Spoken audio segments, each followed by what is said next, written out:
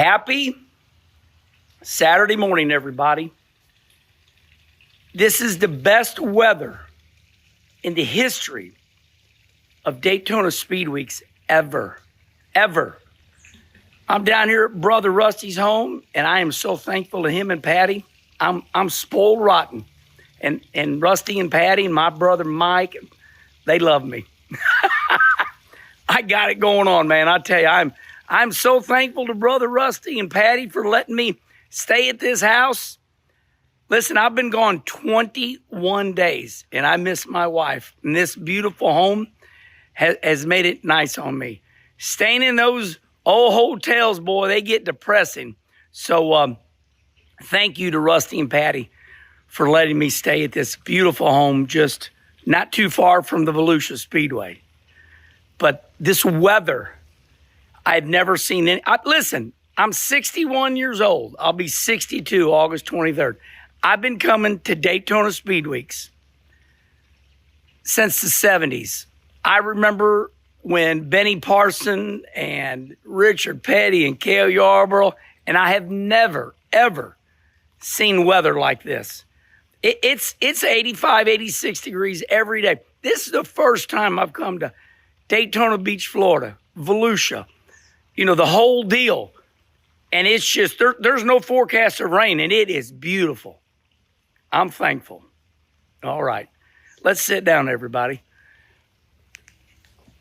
Oh, man, I don't even need Rusty's Dixon shirt on today. It's so hot. Actually, I started to come out here with the Dixon shirt on, and I took it off. It's so darn hot.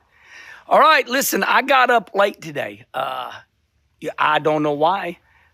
Maybe I'm tired. I think my sleep goes with my brain. It's like if my brain's working hard, I get tired.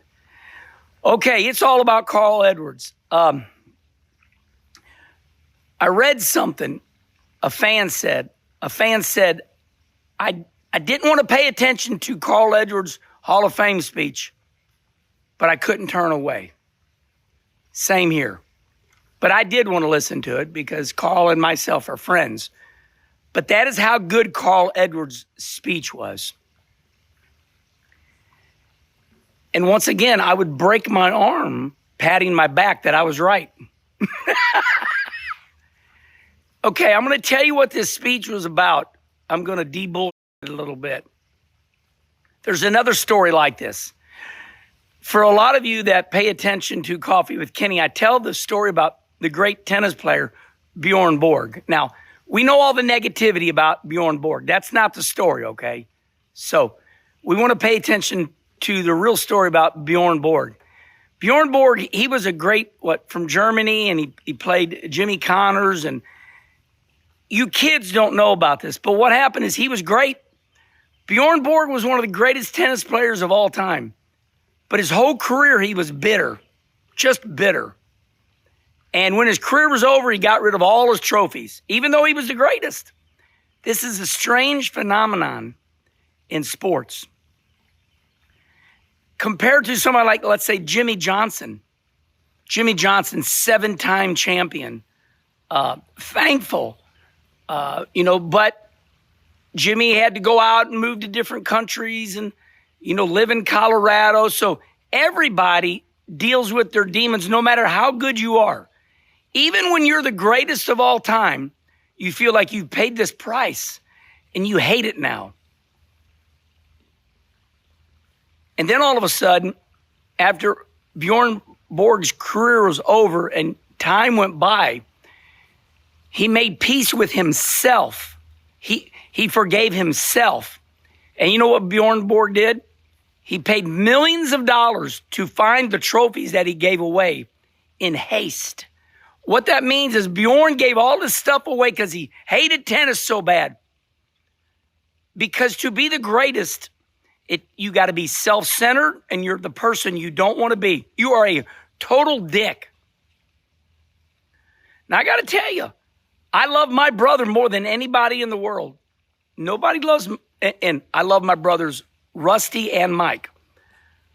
But Rusty was not the easiest to get along with, but I understood it. there is a sense of misery required to be great. That doesn't mean you got to be a dick to be good, because there's plenty of race car drivers that win everything and they're not mean. However, they got an asshole edge to them. Carl Edwards' speech last night was a speech of forgiveness. Carl Edwards was one of the greatest race car drivers of our time. And everything Carl Edwards talked about, he said it, this is a speech of gratefulness. He was grateful to everybody. And you know why? Because at the end of his speech, he says, you know, Dale Jr. made it famous. And he said, I didn't want to hit my head one more time. So he left NASCAR bitter. And he went and traveled the world, and he looked back. And at the end of his speech, he said, I realized that this is my life. And NASCAR is me. Think about that. He left NASCAR because he was hurt mentally and physically. And he felt like if he hit his head one more time, that he wouldn't be able to spend time with his wife and his kids. So finally, Carl Edwards tells the truth why he leaves NASCAR. And I'd have to say that it is important for me to understand this, because all competitors deal with this. Even the local race car drivers out here, they're out here at Volusia, and this is their Daytona 500. It defines them. And, you know, and a lot of us go, this racing don't define me. I'm my wife, Kim, and my children, and they're everything to me. So when Carl Edwards on that last restart, and he did not win that championship for Joe Gibbs, and he hit that wall, like I said yesterday, and here today I'm telling you that I was right. I'll be darned. You know, when I was telling you Carl left NASCAR with a broken heart, I thought it was 90% right, but here today I was 100% right. So he lost that championship, hit his head, and his wife is a doctor. Carl Edwards' wife is a doctor. She looks like she's not somebody to be screwed with. Have you noticed Carl Edwards' wife? She never did that NASCAR thing. It's because she's a very strong lady with a career. So looks to me like Carl Edwards' wife is a badass, not to be screwed with. She's not prancing up and down pit road with the diamond ring on and the hair did. She has her own career, and I think that grounded Carl. So he was very thankful to everybody now. And basically it was an apology speech. He said, I was the worst teammate. And he took this speech to make a wrong a right. So congratulations to Carl Edwards for finally finding peace in your life. And the camera went to my brother Rusty 2 times, and I've never seen Rusty. He was like this. Because all of us are complete dicks our whole racing career. Because it takes that laser focus. You got to be self-centered.